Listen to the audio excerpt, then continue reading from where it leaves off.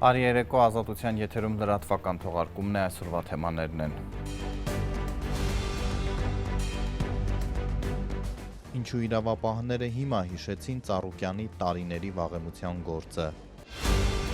Այլ նախապես են մտել են քվեաթերթիկներով։ Սամվել Կարապետյանի ուժեղ Հայաստանը ընտրակեղծիքների մասին է ահազանգում, դեռ ամփոփում են տվյալները։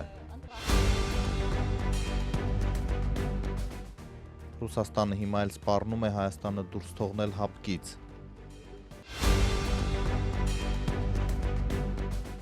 Ինչպես է Փաշինյանը փոխելու սահմանադրությունը առանց սահմանադրական մեծամասնության։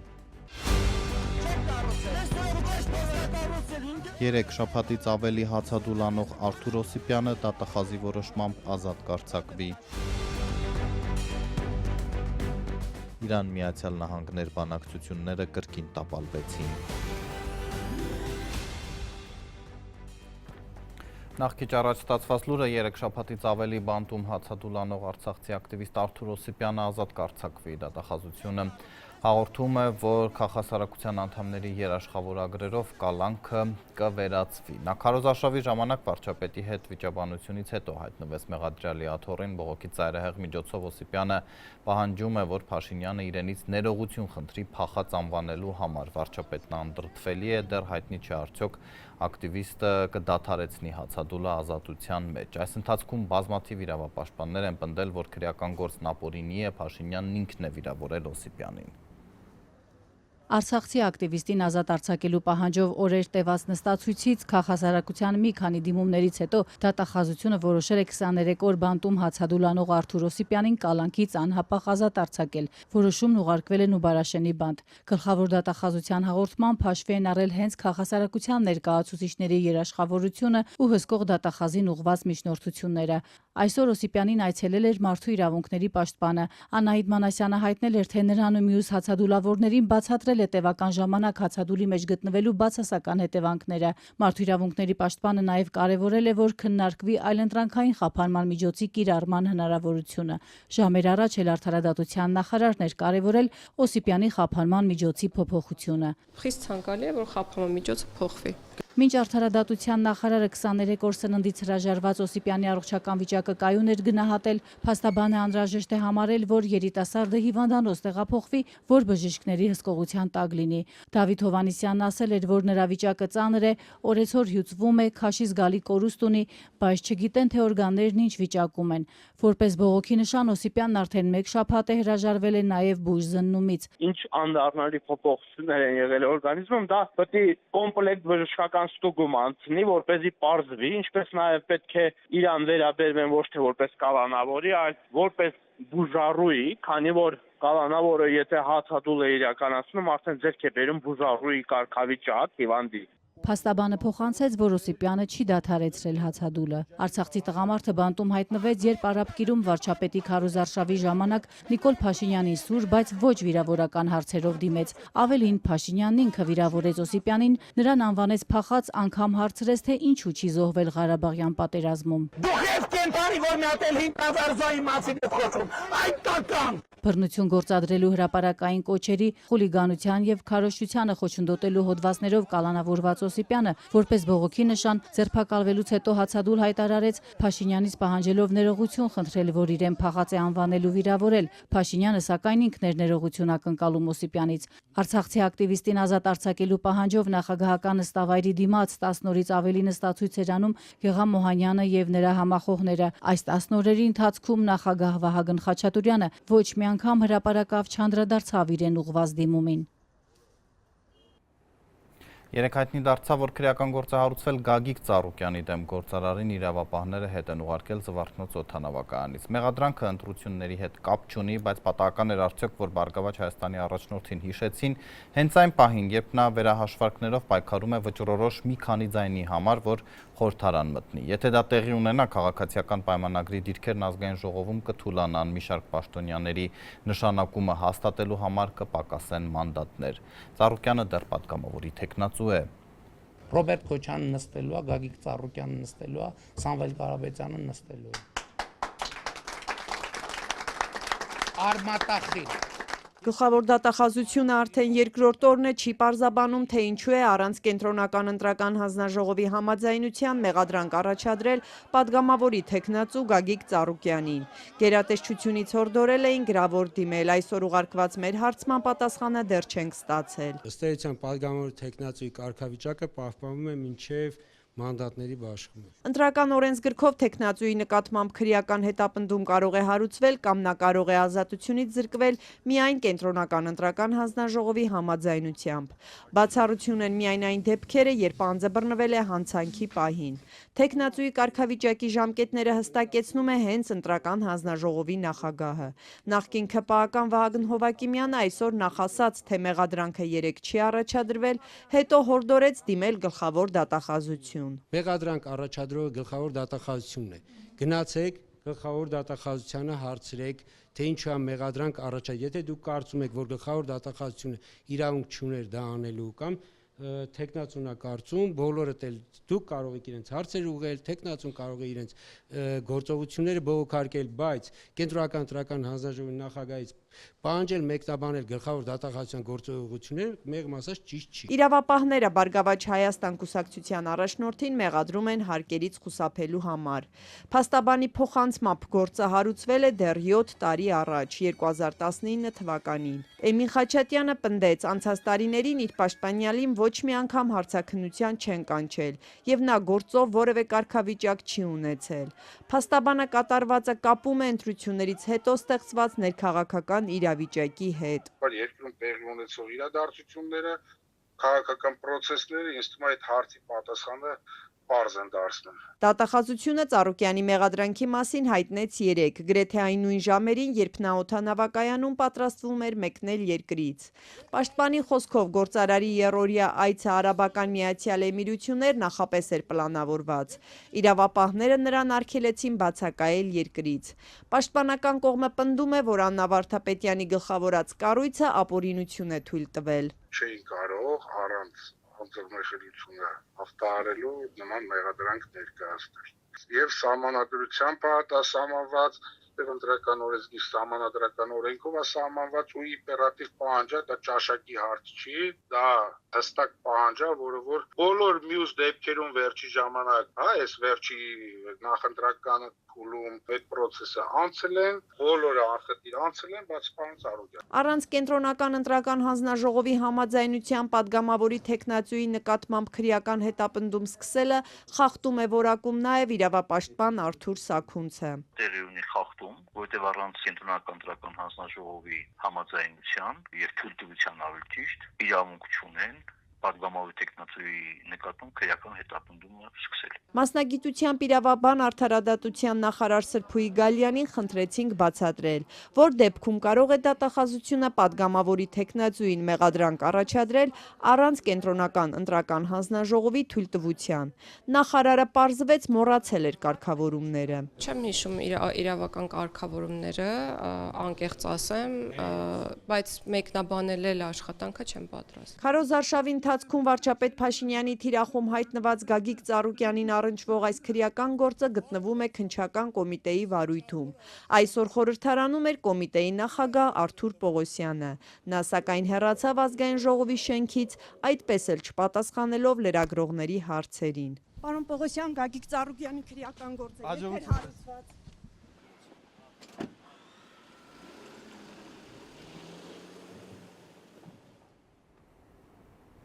Գագիկ Ծառուկյանին պատգամավորական անձեռնմխելիությունից բաժանում են հաշված ձայներ, որպեսզի նա 5 տարի անց վերադառնա խորհրդարան։ Ինչպես է Հայաստանի ամենահարուստ մարդկանցից մեկը հայտնվել քաղաքական թատերաբեմում, ինչ ճանապարհ է անցել 2 տասնամյակից ավելի իշխանությունը կիսելով Քոչարյանի, Սարգսյանի եւ Փաշինյանի հետ, ընթացքում նաեւ քրեական գործերով ու ապահարզաններով անցնելով։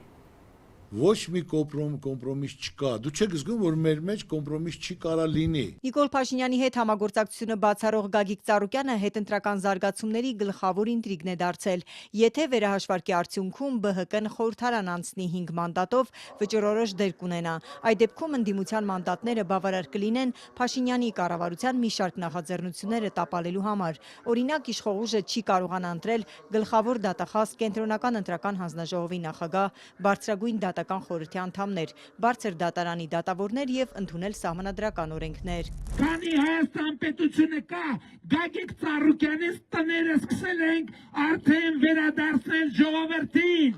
Եվ առաջիկայում ես ասում եմ, որ Արարատ ցեմենտ գործարանը նույնպես որպես Գուլոյան Ծառուկյան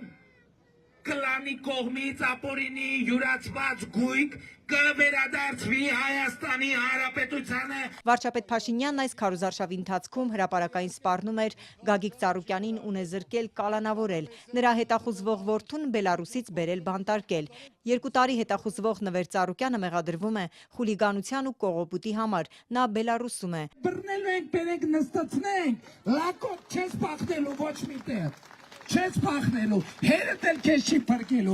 Ծառուկյանի դեմ քրեական գործ է հարուցվել, նրան մեղադրանքի առաջադրվել հարկերից խուսափելու համար։ Հարստությունից զրկվելու իրեն ու որդուն կալանավորելու սպառնալիքների պայմաններում արդյոք Գագիկ Ծառուկյանը իշխող ուժի հետ որևէ գործարքի չի գնա կամ չի հայտարարի քաղաքականության էջը փակելու մասին, ինչպես նախկինում է արել։ Ես այսօր այստեղ եմ,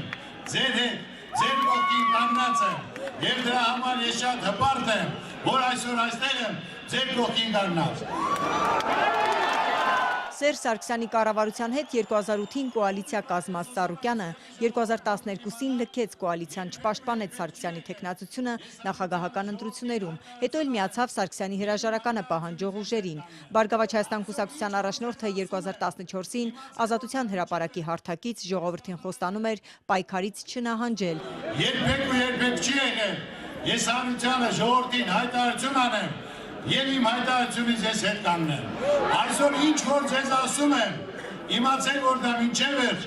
ես կատարելու եմ։ 4 ամիս անց հեռացավ քաղաքականությունից։ Այսօր եկել այն պահը, երբ ես որոշում եմ կայացել, այլևս չզբաղվել ակտիվ քաղաքականությամբ։ Ժողովրդին աննահանջ պայքար խոստացող Ծառուկյանը քաղաքականության էջը փակեց իշխանության բացահայտ ճնշումներից հետո։ Շնորհակալություն ստեցում ձեզ։ Դրանից ընդամենն օրեր առաջ նախագահ Սարգսյանը Հանրապետական կուսակցության նիստում ենթականներին հանձնարարեց զբաղվել Ծառուկյանին առնչվող օդում կախված լուրերով։ Տարիներ ի վեր շարունակում են օդում կախված մնալ չստուգված լուրերը, չմուծված միլիարդավոր դրամ հարկերի, ու մանրամասն ստուգել այս լուրերի իսկությունը եւ բաց ներկայացնել բոլորին։ 4. Շարունակում են նաեւ օդում կախված մնալ բազմաթիվ քրեական հանցագործություններ, պրոֆեսիոնալ կերպով քողարկելու մեխանիզմ հիմնելու մասին չստուգված լուրերը։ Վաղը ես հրավիրելու եմ Անվտանգության խորհրդի նիստ, որտեղ մեր իրավապահների հետ համապատասխան անդրադարձ կլինի, թե ինչպես վարվել նման լուրերի հետ։ Իմ խնդրանքն է, ձեզ ինձ այլևս քաղաքական հարցերով չդիմել։ Ես չեմ խառնվելու ձեր որևէ որոշման։ Ես որևէ կապ այլևս չունեմ Բարգավաճ Հայաստան կուսակցության հետ։ Դուք քիչ հետո կընտրեք նոր նախագահ, նոր ղեկավար մարմիններ եւ կուսակցության ճակատագիրն ասել ձեր ձեռքերում է։ Այս նիստից 20 օր անց Ծառուկյանը նույնիսկ իր կուսակցության ղեկավարի պաշտոնից հրաժարվեց, բացատրեց, թե ցնցումներից ու արյունահեղությունից խուսափելու համար է այդպես որոշել։ Ես չէի կարողանա ներել ինձ, եթե թափեր անգամ մեկ անմեղ մարդու արյուն։ 2 տարի անց Գագիկ Ծառուկյանը քաղաքականության էջը բացեց։ Ես հայտարարում եմ, որ բացում եմ քաղաքական գործունեության փակված էջը եւ մասնակցելու եմ 2017 թվականի խորհրդարանական ընտրություններին, ձևավորելով լայն դաշինք։ 2017-ի խորհրդարանական ընտրություններից հետո դարձավ ազգային ժողովի երկրորդ ուժը։ 2018-ին հեղափոխությանը սատարեց։ 2 տարի անց Քովիդի համաճարակի ժամանակ պահանջեց Փաշինյանի կառավարության հրաժարականը։ Բայց այսօր տեսնելով այս ասենք թե ձախողումները, լիարժեք արդեն կարող եմ ասել ոչ թե 97, 100%-ը պետք է փոխվի, որտեղ բոլոր իրաց աշխատանքով, արդյունքով բոլոր ոլորտները ձախողված են։ Դրանից հետո կրկին հայտնվեց իրավապահների ուշադրության կենտրոնում։ Նրա դեմ քրեական գործ հարուցվեց 2017-ին ընտրակաշառք բաժանելու մեղադրանքով։ Փաշինյանի թիմը խորհրդարանում նրան պատգամավորական անձեռմխելությունից զրկեց։ Այս անգամ Ծառուկյանը նույնիսկ երդվեց, որ չի նահանջի։ Ուզում են ճնշում գործադրեն, շանտաժ, բախացնեն, բայց ես այսօր ձեզ ասում եմ, որպես Ծառուկյան Գագիկ, անբարոյականի տղա լինեմ, թե հետ կանգնեմ։ Այսօր ով չի կարող անի, պետք է չանի։ Այսօր Ծառուկյանի առաջնորդած ուժը 2021-ի արտահերթ ընտրություններին էլ մասնակցեց, բայց պասիվ քարոզարշավով ԲՀԿ-ն անցողիկ շեմը չհաղթահարեց, հիմնադրվելուց 2004-ից հետո առաջին անգամ։ Ծառուկյանը հատկապես ակտիվացավ այս ընտրություններից առաջ։ Քարոզարշավին Փաշինյանին կոշտ քննադատում էր արտաքին քաղաքականության ու տնտեսական ձախողումների Արցախը Ադրբեջանին հանձնելու համար։ Բելարուսի նախագահի հետ սերտ հարաբերություններ ունեցող Ծառուկյանը նաև մեղադրում էր Փաշինյանին Ռուսաստանի հետ հարաբերությունները վատթարացնելու համար, որն ըստ նրա կործանում է Հայաստանի տնտեսությունը։ Ես սուր կարամ ասեմ բարձրաձայն, եթե որոշում կայացվեց Ռուսաստանից հրաժարվեցինք, 1 տարվա ընթացքում լինել է ոնց որ Արցախը էր։ Քվեարկությունից 11 օր առաջ, երբ դեռ հայտնի չէր, որ ԲՀԿ-ն կարող է վճռորոշ դեր ունենալ գալիք խորհրդարանում, Գագիկ Ծառուկյանը Ազատությանը վստահեցնում էր, Փաշինյանի իշխանության հետ ոչ մի կոմպրոմիս չի լինի, անգամ եթե ստիպված լինի զրկվել ունեցվածքից։ Ծառուկյանը նման է տվյալ բանի, ինչ որ հանուն ունեցվածքի, որ ես իմ ազգովի խայտարակվեմ, որտեղ մտնեն, ասեն դավաճան, իր ունեցվածքի համար սաղ ժողովրդին վարի տվեց, ընդմիշտ դու ոնց որ դառնալու ես ազգի թշնամի։ Գագիկ Ծառուկյանի Բարգավաճ Հայաստանը 3.99% քվեով մոտեցել, բայց չի հաղթահարել անցողիկ շեմը։ Հաշված ձայներ են պակասում, որ նա 5 հոգանոց խմբակցությամբ մտնի խորհրդարան։ Վերահաշվարկի դիմումներով հիմա բացվում են քվեաթերթիկներով պարկերը։ Վերջնական տվյալները հայտնի կդառնան կիրակի, երբ Կենտրոնական ընտրական հանձնաժողովը կամփոփի քվեարկության արդյունքները։ Երևանի թիվ 6 ընտրատարածքային հանձնաժողովը երեկվանից սկսել է իր բոլոր 53 տեղամասերի վերահաշվարկը։ Այսօր մինչև ժամը 6-ն արդեն 23 տեղամասերի քվեները նորից էին հաշվել։ Համար 12 հատ։ Արդյունքում ամենաշատը 7 ձայնով ավելացել են քաղաքացիական պայմանագրի քվեները, դրան հաջորդում է Ուժեղ Հայաստան դաշինքը 5 քվեով, Բոլորին դեմ եմ Լուսավոր Հայաստան կուսակցությունների օգտին ավելացել է 4-ական ձայն, Ռեֆորմիստների եւ Բարգավաճ Հայաստանի օգտին 3-ական ձայն, Հայաստանի Շնորհապետական կուսակցության եւ Նոր ուժին 2-ական ձայն, իսկ Միասնության թվեր կուսակցությանը եւ Հայաստան դաշինքին 1-ական ձայն։ Մյուս քաղաքական ուժերի ստացած քվեները նույնպես փոխվել են, առավելագույնը 1 ձայնով կամ մնացել փոփոխ։ Հանձնաժողովի նախագահ Սոնա Սարգսյանի խոսքով վերահաշվարկը կշարունակվի մինչև ուրբաթ ժամը 14:00-ն, իսկ այսօրվա արդյունքները կամփոփվեն վաղը։ Նրա խոսքով վերահաշվարկի պահանջով դիմել էր Միասնության թևեր դաշինքի թեկնածուն, սակայն դիմումը մերժվել էր, քանի որ սխալ տարածքային ընտրական հանձնաժողովի էր հասցեագրված։ Թեև բովանդակությամբ վերաբերում էր 6-րդ ընտրատարածքի տեղամասերին, հետևաբար հիմք ընդունելով, որ դիմումը հասցեագրված էր սխալ ընտրատարածքային գրված էր թիվ 5-1-ից մինչև 5-19, հետո բովանդակության մեջ արդեն մեր տեղամասային կենտրոններն էր մատնանշված, դրա համար այդ հիմքով մենք մերժեցինք։ Դրանից հետո արվել է սեփական նախաձեռնությամբ օրենքով սահմանված կարգով վիճակահանություն վերահաշվարկի հետ կապված, ընտրվել են 3 տեղամասային կենտրոններ եւ այդ նույն որոշման հիման վրա մենք որոշեցինք սեփական նախաձեռնությամբ բացի այդ 3-ից վերահաշվարկ իրականացնել բոլոր մնացած 49 տեղամասային կենտրոններում։ Նույն սկզբունքով վերահաշվարկ է սկսել նաև Երևանի թիվ 7 ընտրատարածքային ընտրական հանձնաժողովի բոլոր 60 տեղամասերում։ Օրվա առաջին կեսի տվյալներով դեռ մոտ 5 տեղամասի տվյալներ էին հայտնի, ըստ որի տեղամասերից մեկում Ուժեղ Հայաստանի ձայներն ավելացել են 1-ով, մյուս 2-ում նվազել 4-ով։ Քաղաքացիական պայմանագրի ձայները տեղամասերից 2-ի տվյալներով ավելացել է 5-ով, մյուս 3-ում նվազել 3-ով։ ԲՀԿ-ի քվեներն էլ 3-ով է ավելացել։ Բոլոր 60 տեղամասերի վերջնական արդյունքները պարզ կլինեն շաբաթվա վերջին։ Կենտրոնական ընտրական հանձնաժողովի նախագահն այսօր դարձյալ ընդգծել է, որ խնդիրները տեխնիկական են ու վստահեցրել։ Հունիսի 14-ին մենք ունենալու ենք իդեալական արդյունքներ։ Մինչ ընդդիմադիր ուժերը պնդում են, որ վերահաշվարկի արդյունքում ձայների էական տարբերությունը հօգուտ իրենց է լինելու, ԿՊԱ-կան падգամավոր Վահագն Ալեքսանյանը հայտարարել է, ընդդիմադիր 3 ուժերի նախաձեռնած վերահաշվարկների ու ճշգրտումների արդյունքում ԿՊ-ի ձայները 49.8%-ից այս պահին դարձել են 49.9։ Վերահաշվարկն ամենաշատը կարևորում է Բարգավաճ Հայաստանը։ Եթե դրա արդյունքում այս կուսակցությունը հաղթահարի 4%-ի շեմը, ապա կանցնի խորհրդարան։ Նախնական տվյալներով ստանալով 5 մանդատ։ Այս պահի դրությամբ Գագիկ Ծառուկյանի ուժին պակասում է 0.004%։ Սամվել Կարապետյանի ուժեղ Հայաստանը, որ բարձրաձայնում է խախտումների մասին, դեռ է բերում տվյալները հետագա քայլերը որոշելու համար։ Մինչ այդ երկրորդ տեղում հայտնված ուժը պնդում է, որ հարյուրավոր համակիրների ձերբակալություններն արդեն իսկ իրենց դրել են մրցակցային անհավասար պայմաններում։ Ուժեղ Հայաստանը հերքում է ընտրակաշարք բաժանելու իրավապահների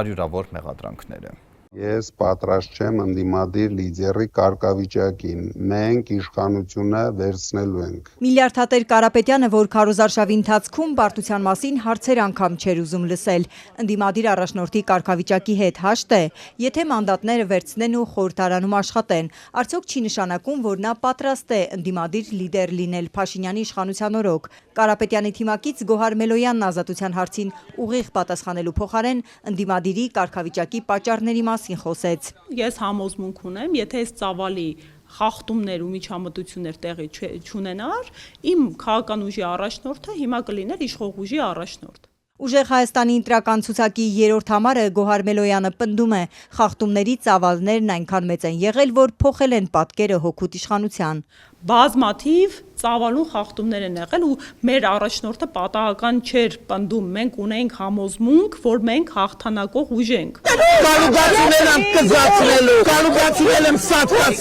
Ընդդիմադիր Մելոյանը նկատի չունի միայն ընտրության օրը իրենց բացահայտած խախտումները, նախընտրական ամբողջ փուլում իրենց թիմակիցների նկատմամբ հետապնդումները, սպառնալիքները, քրեական գործերն ու կալանավորումները։ Իրավապահները նախընտրական շրջանում տասնյակներով ընտրակաշարքի քրեական գործերի մասին են հաղորդել, որոնց գերակշիռ մասը ուժեղ Հայաստանի մասին է եղել։ Ես համոզմունք ունեմ, եթե քաղաքացու նկատմամբ նման միջամտություններ չլինեն, ես համոզմունք ունեմ, որ դեռևս այլ պատկերի մասին էր խոսք գնալու, անգամ եթե ինչ ասեմ, բացարձակ հաղթանակի չէին գնում 2/3-ի, առնվազն, այդ ընդդիմադիր ուժերը, որոնք հայտնել էին նախորդի, որ առավելագույն ձայն հավաքած ուժին կտան, այդ պարագայում որևէ կերպ քաղաքացիական պայմանագիրը չէր կարող մնալ իշխանության։ Ամեն դեպքում նախընտրական արշավի ամբողջ ընթացքում աջակիցներին հաղթանակի պատրաստող ուժի ներսում ինչ տրամադրություններ են, սպասում էին, որ շուրջ 23% քվեկ ստանան։ Մենք իրական ընտրական արդյունքների հետ գործ չունենք։ Իսկ ինչ խախտումներ են արձանագրել ընտրության օրը տեղամասերում թիմակիցների նկատմամբ բռնություններից, ծեծից մինչև քվեարկողներին ուղղորդելու, նրանց կամքին միջամտելու, քվեաթերթիկներ տեղամասից դուրս տանելու դեպքեր։ Տեսանյութեր կան, որ ունենք ու ահազանգեր, որ մի շարք ընտրատեղամասերում մարդիկ արդեն նախապես սոցագրպանում քվեաթերթիկով 16 մուտք են գործել տեղամաս։ Սա կոնկրետ արձանագրված դրվագ է, որ հանձնաժողովականները, պաշտոնական փաստաթղթերը մատիտով են լրացրել, ինչի իրավունքը չունեն, որովհետև մատիտով լրացված թվերը կարող են ջնջվել։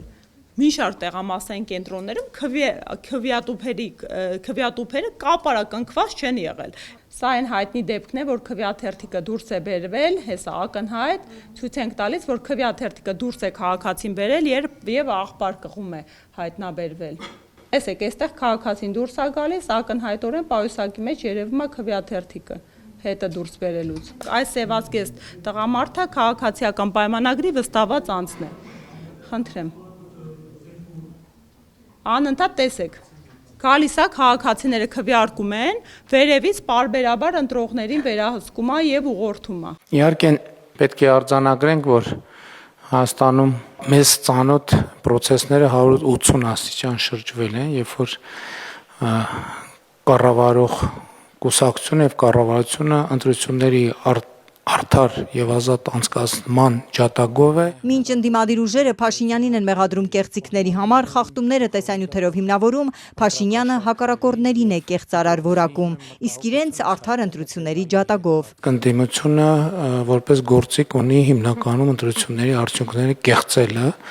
եւ կեղծիքների մեխանիզմներ օգտագործելը։ Ըստ Մելոյանի, մինչ այս պահը ուժեղ Հայաստանի պահանջով վերահաշվարկ է արվել 900 տեղամասում։ Նրա խոսքով հարյուրավոր քվեաթերթիկներ են ավելացել իրենց օգտին, բայց կոնկրետ թիվ չնշեց, քանի դեռ հաշվարկն ընթացքում է։ Իսկ պնդում է, որ թվերը տեղամասերից կենտրոնական ընտրական հանձնաժողով փոփոխված են հասել կեղծելու նպատակով։ Կենտրոնական ընտրական հանձնաժողովի պարագայում ես ունեմ օրինակ կոնկրետ տող, որ ուղակի սխալ մուտքը երևում է ակնհայտորեն տեխնիկապես սխալ տող են արել, ընդհանրապես տենց պնդում չեմ անում, բայց տեղամասային կենտրոնում թիվը սխալ գրելը ամենայն հավանականությամբ դիտավորություն է եղել։ Կենտրոնական ընտրական հանձնաժողովի նախագահը վստահեցնում է, արձանագրությունների եւ հանձնաժողով հասած թվերի տարբերությունը տեխնիկական է։ Կիրակի օրը, երբ ամփոփվեն արդյունքները, նա խոստանում է իդեալական պատկեր։ Բազմաթիվ դրվագներ ունենք, թե ինչպես են գալիս, այսպես մտնում է վստահված անձը քաղաքացիական պայմանագրի։ Գալիս մտնում են քվյախցիկներ ու մարդկանց նկատմամբ ճնշում են բանեցնում։ Եթե ընտրությունների վրա նշանակալի ազդեցություն ունեցող խախտումների մասին են պնդում, թիմում հակված են մանդատները վայր դնել։ Այս հարցը վերջնական արդյունքներից է կախված։ Մանդատների թեմային մինչև հասնելը, այդ մանդատների հիմքում գտնվող թվերը պետք է ճշգրտենք։ Սենց ահռելի քանակի խախտումներ կա։ 73 Իրենք էլ են Ծառուկյանի առաջնորդած Բարգավաճ Հայաստան կուսակցության ճակատագրին սպասում։ Եթե 5 մանդատով հաջողվի վերահաշվարկից հետո խորհրդարան մտնել, ընդդիմադիրների ձայները բավարար կլինեն իշխանության մի շարք կարևոր նախաձեռնություններին դիմադրել։ 77 Վերահաշվարկները պատկերն ինչքան էլ փոխեն, քաղաքացիական պայմանագիրը հեռու է սահմանադրական մեծամասնությունից, այսինքն առանց ընդդիմադիրների կառավարող խմբակցությունը միայնակ չի կարողանա նախաձեռնել նոր սահմանադրության ընդունում։ Իսկ դա խաղաղության պայմանագրի ստորագրման Ադրբեջանի նախապայմանն է։ Վարչապետ Փաշինյանն ինքն էր քարոզարշավին զգուշացնում, պատերազմ կսկսվի, եթե որևէ ուժ շեղվի այս օրակարգից։ Ինչպես է վարչապետ Նիկոլ Փաշինյանը հանրաքվեի դնելու նոր սահմանադրության նախագիծը, երբ խորհրդարանում չունի 2/3 ձայն։ Հունիսի 7-ի ընտրություններում Փաշինյանին չհաջողվեց սահմանադրական մեծամասնություն ստանալ, ինչն անհրաժեշտ է նոր սահմանադրության նախագիծը հանրաքվեի դնելու որոշման ընդունման համար։ Այդ դեպքում ինչ է անելու իշխող ուժը եւ արդյոք կփորձի շրջանցել սահմանադրական այս պահանջը։ Արդարադատության նախարարն այսօր հստակ պատասխան չտվեց, բայց ընդգծեց, ժողովուրդը ունի հանրաքվեի անմիջական իրավունք։ Մի ընթացակարգ, որը թույլ է տալիս շրջանցել խորհրդարանում նախագիծը քվեարկության դնելու ընթացակարգը։ Իրականում 2/3 պահանջը այս պահին սահմանված է սահմանադրությամբ, բայց հանրաքվեի իրավունքն էլ անմիջական իրավունք է, որը ժողովուրդը ունի։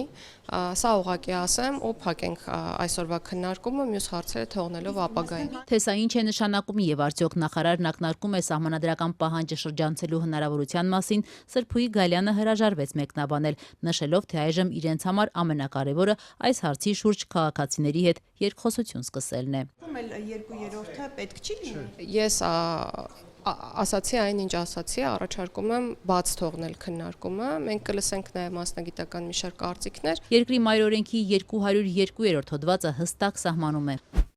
Սահմանադրություն ընդունելու կամ փոփոխելու նախաձեռնության իրավունք ունեն падգամավորների ընդհանուր թվի առնվազն 1/3-ը, կառավարությունը կամ ընտրական իրավունք ունեցող 200,000 քաղաքացի։ Ազգային ժողովը նախագիծը հանրաքվեի դնելու վերաբերյալ որոշումն ընդունում է падգամավորների ընդհանուր թվի ձայների առնվազն 2/3-ով։ Գործող սահմանադրության համահեղինակ Վարդան Պողոսյանը արձագանքելով նախարարի այսօրվա հայտարարությանը Ազատության հետ զրույցում պարզաբանեց, անկախ նրանից, թե նոր սահմանադրության նախագիծ ներկայացնելու սուբյեկտը ով է, կառավարությունը, падգամավորների 1/3-ը, թե 200,000 ստորագրություն ունեցող քաղաքացիները, միևնույն է, այդ նախագիծը պետք է ներկայացվի ազգային ժողով եւ խորհրդարանը ընդհանուր ձայների առնվազն 2/3-ով որոշում ընդունի նոր սահմանադրության նախագիծը հանրաքվեի դնելու մասին։ Այսինքն ըստ սահմանադրագետի խորհրդարանը շրջանցելու որևէ տարբերակ չկա, ցանկացած այլ տարբերակ կլինի անօրինական։ Ինչ վերաբերում է արդարադատության նախարար Սրփուի Գալյանի այն դիտարկմանը, թե ժողովուրդը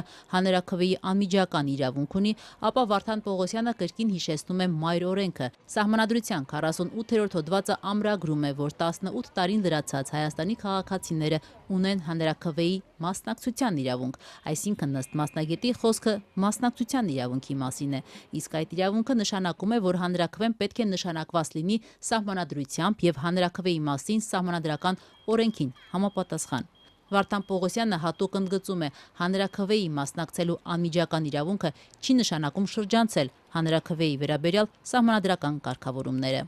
Հիմա էլ ասում եմ, ըլնելու է պատերազմ սեպտեմբերին ու աղետաբեր պատերազմ։ Եթե քաղաքացիական պայմանագիր կուսակցությունը սահմանադրական մեծամասնություն չեմ ասում ընտրություններում հաղթի։ Ոնց ուզում եք ինձ ասում եք 18 տվին գայր ասեի, հիմա Հիմա ասում եմ։ Նախընտրական շրջանում վարչապետ Նիկոլ Փաշինյանը շարունակ զգուշացնում էր սեպտեմբերին պատերազմ է լինելու, եթե իր ղեկավարած ԿՊ-ն չստանա սահմանադրական մեծամասնություն։ Վարչապետի այդ պնդումը վերահաստատել էր նաև արտգործնախարար Արարատ Միրզոյանը։ Ես կարծում եմ ժամկետը այն է սեպտեմբեր ամիսը վարչապետը պայմանական ասել, նկատի ունի ընտրություններից կարճ ժամանակ անց, իսկ որ այդպիսի հեռանկար կարա լինի, միանշանակ է։ Հիմա երբ արդեն նախնական տվյալներով պարզ է, որ ԿՊ-ն չունի սահմանադրական մեծամասնություն, արդյոք Փաշինյանի ասածը ենթադրում է, որ պետք է պատրաստվել պատերազմի, նախարարը չհերքեց վարչապետի պնդումները։ Եվ հիմա ամեն ինչ անում ենք, որ այդպես չլինի։ Իդեպ իշխող կուսակցությունը երեք վարչության նիստում քննարկել է նոր սահմանադրության հարցը։ Արդարադատության նախարար Սրփուհի Գալյանի փոխանցմամբ մասնավորապես քննարկել են, թե երբ կյանքի կոչեն իրենց հանձնառությունը, որը ստանձնել են նաև նախընտրական գործընթացի շրջանակներում։ Գալյանը, որ համակարգում է նոր սահմանադրության տեքստի մշակումը, այսօր էլ չհստակեցրեց, թե երբ կհրապարակվի նախագիծը։ Ավելի վաղ Գալյանն ասել էր, որ նոր սահմանադրության նախագիծը կհրապարակեն մարտին, սակայն իշխող ուժը նախընտրական շրջանում զերծ մնաց այդ քայլից։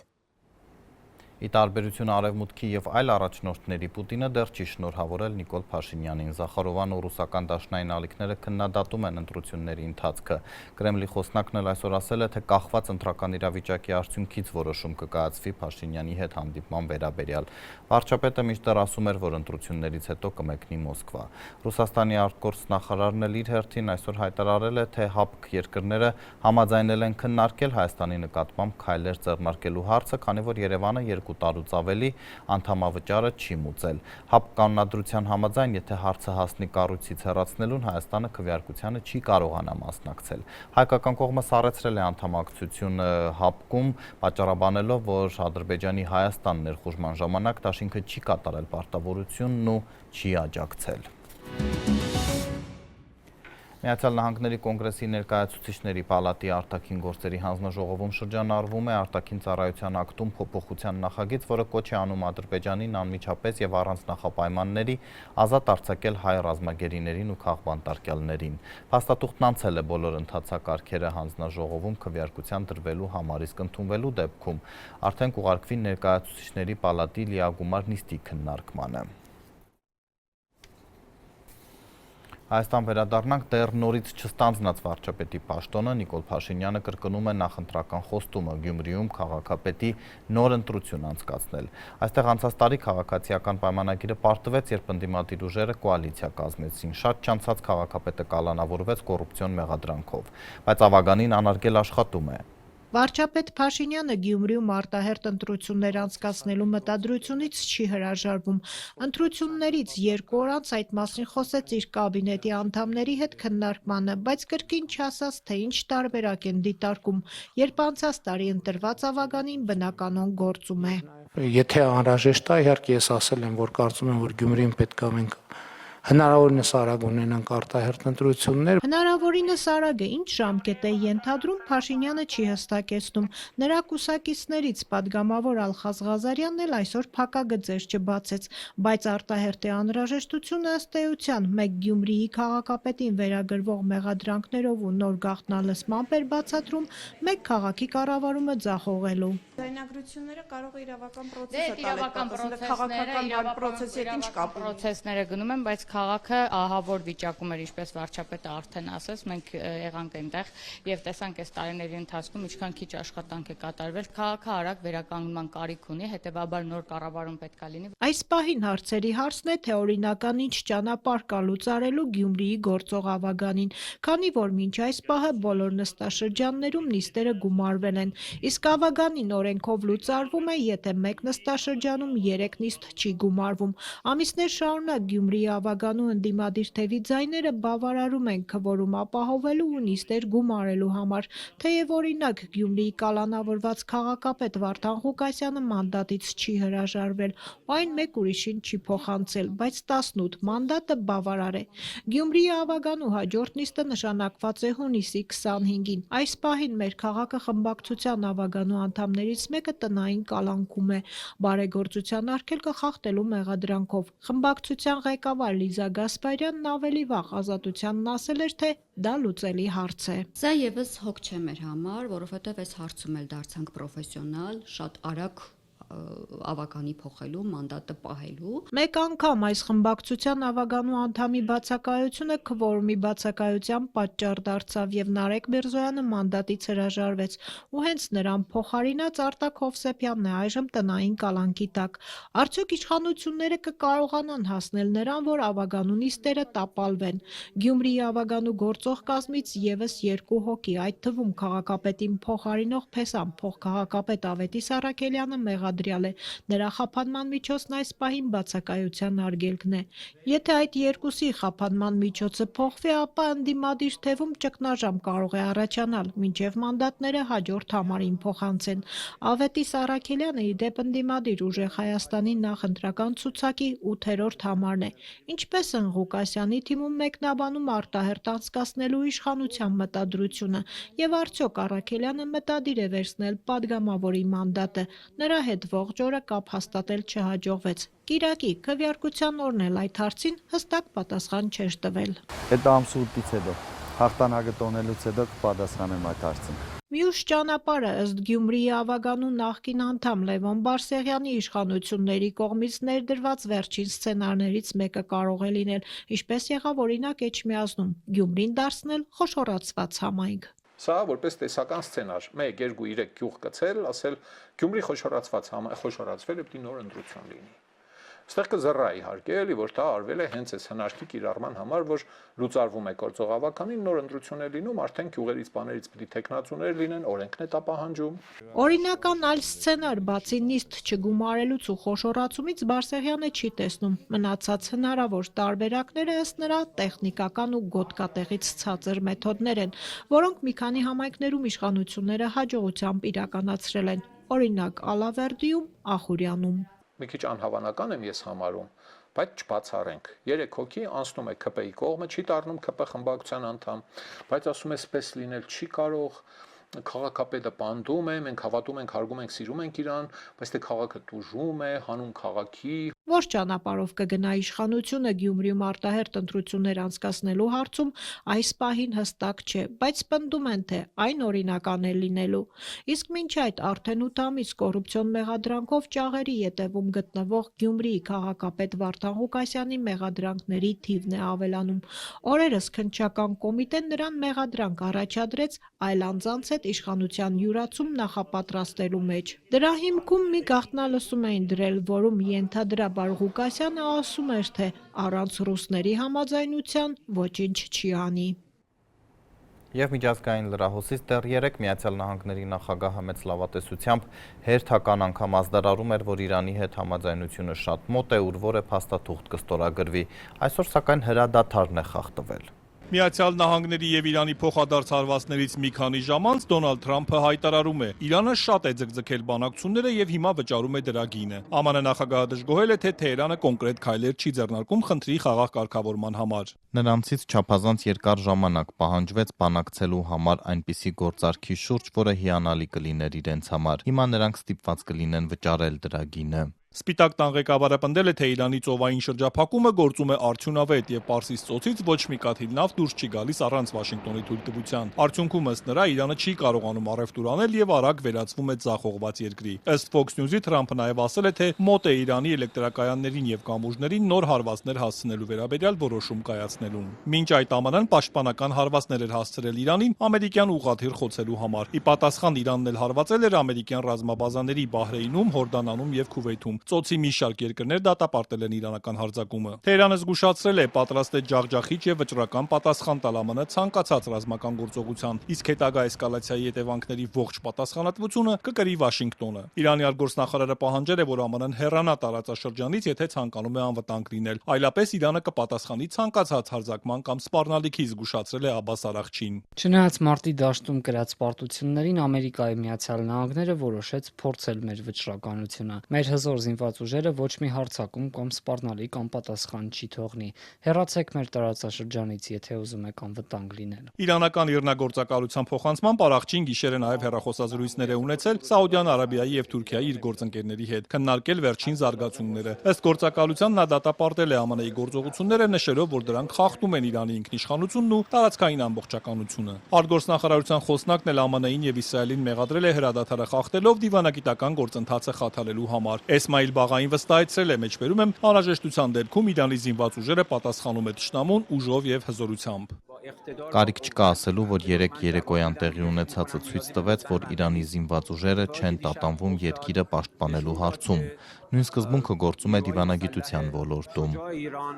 Իրանի նախագահն էլ հայտարարել է, որ երկիրը պետք է դուրս գա տարածաշրջանում ներկայում տիրող ոչ պատերազմ, ոչ խաղաղություն վիճակից։ Թեհրանը սակայն ոչ մի դեպքում չի հանձնվի, հայտարարել է Մասուդ Փեզեշքյանը։ Պատերազմը անշուշտ մեր շահերից չի բխում, բայց եթե նրանք փորձեն ոտնահարել մեր արժանապատվությունը, մեր հողը եւ մեր տարածքը, մենք չենք հանձնվի։ Ըստ Իռնապետական լրատվական գործակալության ասել է նա։ Շարքային իրանցիները համոզված են, Թեհրանը պետք է համարժեք պատասխան տա երկրի վրա ցանկացած հարձակման։ Երբ ինչ-որ մեկը ձեզ հետ խոսում է կամ վարվում է ոչ պատշաճ ձևով, դրան պետք է համապատասխան արձագանքել։ Չեն կարող պարզապես հանգիստ կանգնել եւ դիտել, չեք կարող пассив մնալ։ Պատասխանը պետք է լինի փոխադարձ, եթե ձեզ հարված են, դուք պետք է հակահարված տաք, բայց կրկին, եթե նրանք վերջ դնեն պատերազմին եւ անցնեն բանակցությունների, իմ կարծիքով դա ավելի լավ է երկու կողմերի համար էլ։ Ու մինչ Միացյալ Նահանգներն ու Իրանը նոր հարվածներ են փոխանակում, Իսրայելը շարունակել է ռազմական գործողությունները Լիբանանի հարավում։ Բանակը հայտարարել է, որ հարվածել է Իրանի աջակցությունը վայելող Հեզբոլլայի հրթիռային կայանների եւ ենթակառուցվածքների, որոնք կիրառվում էին Տյուրոսի շրջանում եւ այլ վայրերում հարձակողական անօթաչուներ արձակելու համար։ Հաղորդվում է 1 տասնյակից ավելի զոհի եւ վիրավորների մասին։ Արևմուտքի կողմից ահաբեկչական ճանաչված խմբավորումն իր հերթին պատասխան հարվածներ է հասցրել իսրայելական բանակին։ Հակամարտության պատճառով Լիբանանում զոհերի թիվը հասել է 3696-ի, վիրավորների թիվն անցնում է 11400-ը։ Ռազմական գործողությունների հետևանքով երկրում փակվել է 3 հիվանդանոց, վնասվել եւս 17-ը։ Լուրերն անընդհատ թարմացվում են Ազատության էջերում, սոցցանցերում եւ մեր կայքում, իսկ եթերում այսքանը կհանդիպենք։